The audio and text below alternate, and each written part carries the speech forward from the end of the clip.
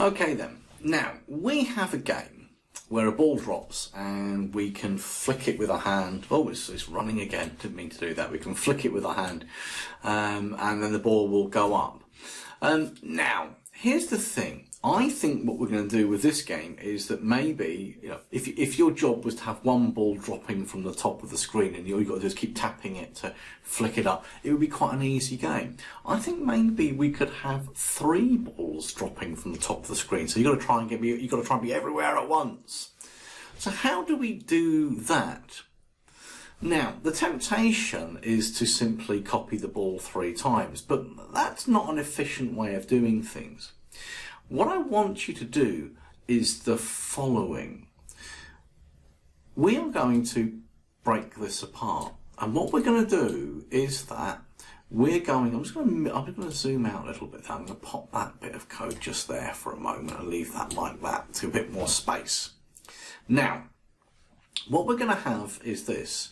If I run that now, nothing happens because when the green flag is clicked, nothing happens. This code doesn't run because it's been pulled apart.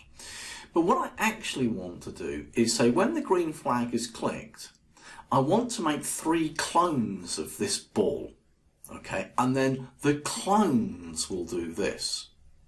So, when the green flag is clicked, we're going to go to control even, I should go to, is that down here in control, we've got this one that says create clone of myself. But I want to do that 3 times. So I'm going to need this block. Now, that's no problem because then I've got this option here, if I bring it up a bit, when I start as clone, I can then say do all of this. So if we think about this logically, what should now happen is that when the game starts, if I were to put this in, I'm not going to because this is your job to solve something here in a moment. But the whole point being is when the game starts, the ball should make 3 clones of itself and then that original ball should disappear. So we only see the 3 clones.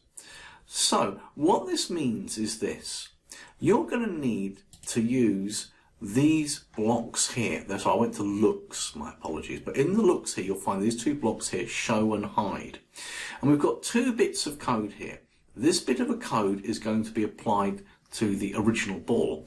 And this code here, we'll just glue that together actually, to be honest with you. This is what applies to the clones. So your job is to, using a bit of common sense now, when the game starts, make sure we show the ball, then we create 3 clones of the ball, and then we make the ball, the original ball, disappear. So only the 3 clones are left showing, all right?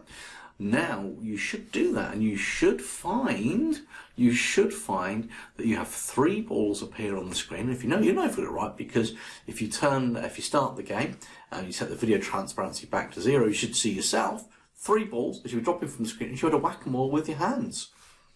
So that's your task. See if you can make it happen.